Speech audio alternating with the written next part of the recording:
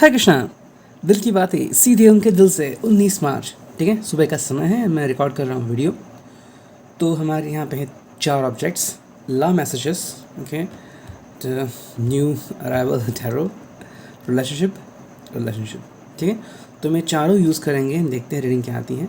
लेकिन जैसे हमने यहाँ पे रखा है, ये पहला आएगा, तो सबसे पहले यहाँ इनसे कुछ कार्ड निकालेंगे। ठीक है, तब तक के लिए ये सब रखता हूँ मैं थोड़े से इस साइड में। ठीक है, तो चलो इसको करते हैं शफल एंड हम यूज़ करेंगे सिर्फ 4 कार्ड। ठीक है, 1 2 3 एंड 4। चलो 4 कार्ड निकालते हैं, 1 2 3 एंड एक फाइनल कार्ड 4। ठीक है, तो देखते हैं रीडिंग क्या आती है। Okay, let's see. पहला ही कार्ड क्या आ गया, देखते हैं। Okay, I am blessed that you are the man that I chose to be with. You are my superhero.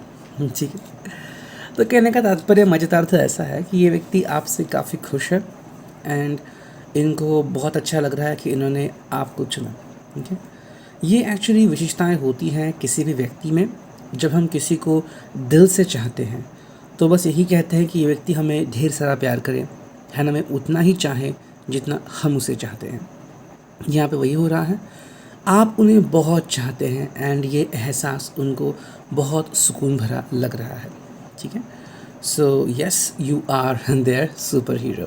Okay, and अभी मेरे दिमाग में एक बात आ गई, किसी ने कमेंट करके पूछा था कि क्या ये अपने भाई बहन के लिए, पेरेंट्स के लिए देख सकते हैं अगर हम उनसे प्यार करते हैं तो। जैसे कि टाइटल है कि दिल की बात है, इसी दिल से, तो हाँ क्यों नहीं।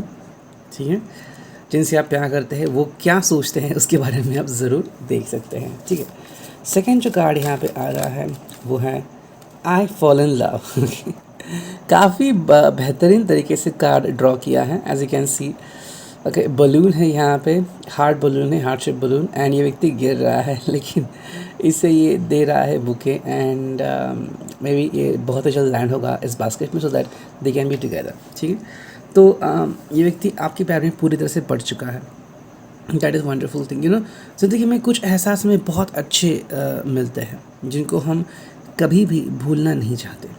वो इसमें से एक है।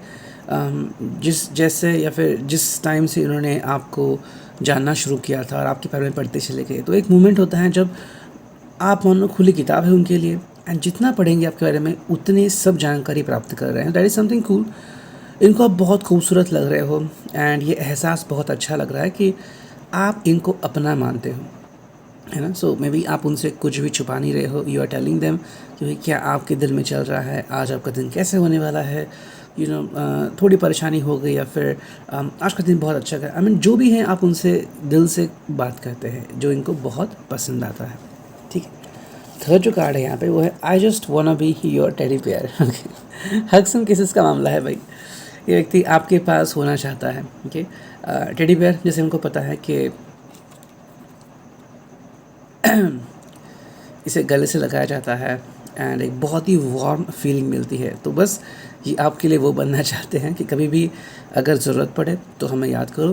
फिर चाहे आप टेंशन में हो, नींद नहीं आ रही है, यू नो, सक्सेस नहीं मिल, जो भी है, बस मुझसे बात करो और आपको बहुत अच्छा महसूस होगा, you know. So this person is telling you कि आप उनके ऊपर भरोसा करें, फिर चाहे लाइफ कैसे भी हो, ये हमेशा आपका साथ निभाएंगे। बाकी कुछ निभाए ना निभाए, लेकिन आपका साथ कभी नहीं छोड़ेंगे, आपके साथ हमेशा रहेंगे। बस आपको इनके ऊपर भरोसा रखना होगा। बाकी कुछ नहीं, उनके दिल में कोई भी नेगेटिव बात नहीं है, बस इतनी है कि ये आपको बहुत सारा प्यार करते हैं। एंड जो फोर्थ कार्ड यहाँ पे आ गया है वो है true love is tight hug after a fight. बहुत अच्छा दिखा है यहाँ पे। झगड़े किसके बीच नहीं होते, है ना। जो प्यार करते हैं, दो प्रेमी, उनके बीच तो झगड़े होते ही हैं। किसी भी बात को लेकर झगड़े हो सकते हैं, लेकिन यहाँ पे जो लिखा है कि ट्रू लव मतलब सच्चा प्यार क्या होता है कि एक फाइट की बात, टाइट हग, यू नो, मतलब दोनों में कम्युनिकेशन मैसअप हो गया, दोनों में झगड़ा हो गया, लेकिन उसके बाद जब वो साथ में आते हैं तब कहते हैं कि भाई आई एम सॉरी। एंड कई बार वो कहने की ज़रूरत ही नहीं पड़ती। जब ये दोनों एक दूसरे को हग्स एंड किसेस करते हैं तो दिल से दुआ निकलती है कि भाई I love you and that's it. ठीक है, तो ये कहीं ना कहीं पे हमें दिख रहा है कि ये दोनों एक दूसरे के प्यार में हैं एंड दोनों एक दूसरे से बहुत ज़्यादा प्यार करते हैं एंड किसी भी तरीके से एक दूसरे को खोना नहीं चाहते। तो गलतियाँ होती भी हैं तो माफ़ करते चलते हैं एंड ये बहुत ही बड़ी बात है। ठीक है, तो ये था reading regarding the first. Okay, अब देखते हैं टैरो में क्या रीडिंग आती है। Using this one 4 bar shuffling करते हैं एंड 6 कार्ड निकालते हैं। Okay, 1 2 okay 3 and 4। ठीक है, तो 6 कार्ड निकालने हैं। फर्स्ट सेकंड 2 कार्ड आ गए। ठीक है, फिर आ गया 3 ओके 4 ओके 5 एंड फाइनली 6। तो 6 कार्ड आ चुके हैं। अब देखते हैं रीडिंग क्या आती है। ओके, तो मैं यहाँ पे रखता हूँ कार्ड। आप you will be able to see that and I will let you know कि कार्ड कौन से हैं। ये बॉर्डरलेस कार्ड्स है तो देखने में काफ़ी अच्छा लगता है। ठीक है, तो यहाँ पे आ चुका है एक मेजर अरकाना, मेजर सीक्रेट, जो कि है the magician, queen of wands. ठीक है, एंड बस एक ही वॉन्ड है, फिर एक कप है, 2 पेंटाकल हैं एंड एक स्वॉर्ड है। ठीक है, मैं थोड़ा सा ये जो कैमरा है वो लिफ्ट करता हूँ so that you will be able to see that. ठीक है, just minute, yes now I hope you will be able to see that. ठीक है, देखो ये 6 कार्ड है एंड 6 कार्ड क्या कह रहे हैं वो देखते हैं। So let's just find some information about this one. ठीक है, देखो पहले मेरे हिसाब से ये कार्ड आ रहा है जो कि है 8 of pentacles. Okay, 8 of pentacles है, व्यक्ति अपने ज़िंदगी में काफ़ी बिजी है, लेकिन कहीं ना कहीं मुझे लग रहा है कि दोपहर के 12 बजे के बाद जो भी फायर साइन है ये इनके साथ ज़्यादा मिक्सअप हो सकते हैं एंड दिस पर्सन वांना करल यू, हग यू, किस यू, मतलब ऐसी रोमांटिक चीज़ें आपके साथ हो सकती है। ठीक है, 8 ऑफ पेंटाकल्स है तो सुबह का इनका वक्त मोस्टली बिजी रहेगा। ठीक है, किसी काम की वजह से इनको घर से जल्दी निकलना पड़ रहा है या फिर कोई एक चीज़ उसके ऊपर फोकस करना है। दोपहर के 12 बजे तक ये सब चीज़ ख़त्म हो जाएगी एंड बाकी का जो पल है वो आपके लिए होगा। अगर मिल नहीं रहे तो एटलीस्ट बात कर सकते हैं, कम्युनिकेशन तो हो सकता है। 8 ऑफ पेंटाकल्स है, आपको काफ़ी मिस करते हैं, काफ़ी ज़्यादा पावरफुल एनर्जी दिख रही है यहाँ पे and this person just trying to communicate with you. जैसे भी हो आपसे जुड़ना चाहते हैं, आपसे बात करना चाहते हैं। वही अगर हम कहीं पे एक और कार्ड देखते हैं तो वो है ये जो कि है 8 ऑफ कप्स। ठीक है, मेरे हिसाब से इनकी जो ख्वाहिश है वो दोपहर 4 बजे तक पूरी हो जाएगी।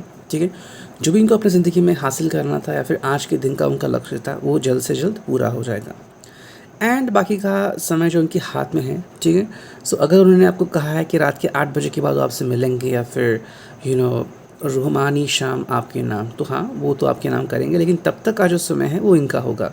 ठीक है, डोंट एक्सपेक्ट कि आपसे कुछ बताएंगे, मे बी या कहीं पे जाना चाहते हैं या फिर किसी के साथ घूमना चाहते हैं, one of their friends and शायद उनका कुछ काम हो उनसे।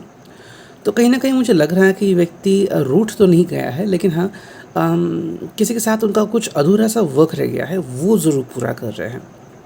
लेकिन बात ऐसी है, जैसे हमने पहला कार्ड देखा 8 ऑफ पेंटिकल्स, तो 8 ऑफ कप्स यहाँ पे कह रहा है कि ये आपके साथ जुड़ना ज़रूर चाहेंगे एंड जितना जल्दी जुड़ेंगे इनको बहुत अच्छा लगेगा।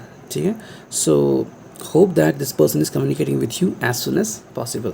वही अगर हम ये कार्ड देखते हैं तो वो है 9 ऑफ पेंटिकल्स। ठीक है, तो इनका दिन काफ़ी अच्छा होगा, कोई भी नेगेटिव चीज़ इनके दिल में हावी नहीं हो सकती।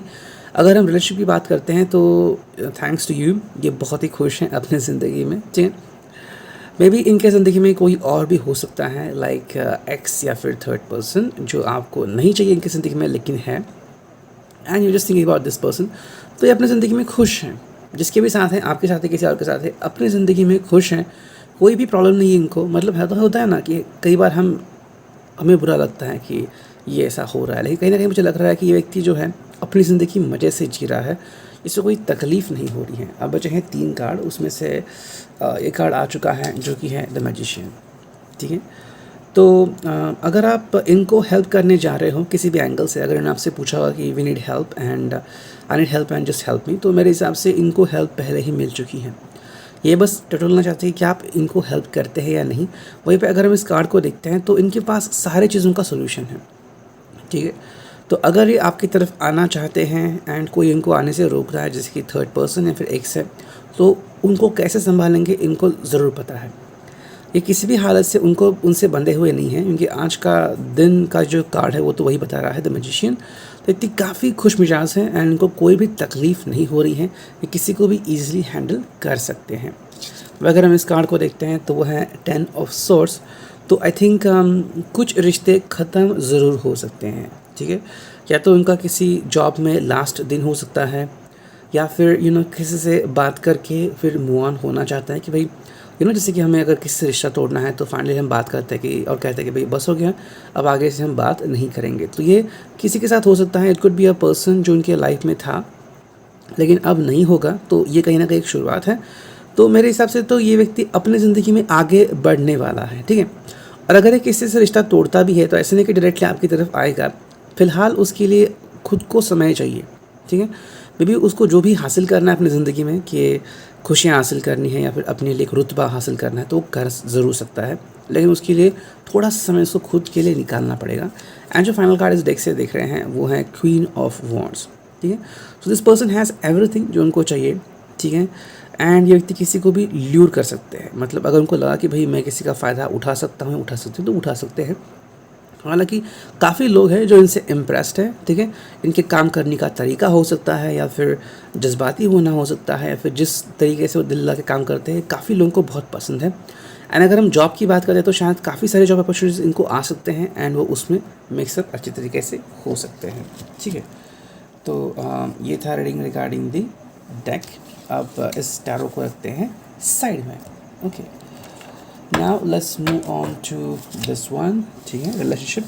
देखते हैं क्या रीडिंग आती है। हम इसमें से 4 कार्ड निकालेंगे, ठीक है। 4 बार शफलिंग करते हैं एंड 4 कार्ड निकालेंगे, 3 एंड 4, ठीक है। तो 4 कार्ड निकालते हैं, फर्स्ट, सेकेंड, थर्ड, अब एक ही कार्ड चाहिए, फोर्थ आ गए। चलो देखते रीडिंग क्या आती है, ओके। ऑफेंडेड, ओके, डिस्टर्ब्ड, ठीक है, हेट्रेड एंड होपलेस, ओके। तो देखते हैं ये कार्ड क्या कह रहे हैं। पहला कार्ड आ रहा है जो कि है हेट्रेड, ओके। तो शायद ये किसी को हर्ट कर चुके हैं एंड वो व्यक्ति इनको हेट करता है बिकॉज ऑफ दैट वन। कहीं ना कहीं ये भी किसी को हेट करते हैं, ओके।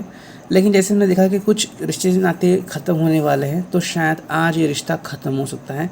तो जो भी व्यक्ति था जो उनके खिलाफ़ था, ठीक है, मैं जैसे कि मान लीजिए कि ऑफिस में कोई व्यक्ति हैं जो इनसे काफ़ी नाराज़ है and may be it's last day in the office, तो ये काफ़ी खुश होगा, लेकिन ये जो फीलिंग है दिल से नहीं जाएंगी, अगर उनके बारे में यही सोच रहा है कि हेट्रेड, तो ये कहीं ना कहीं पे है, ओके।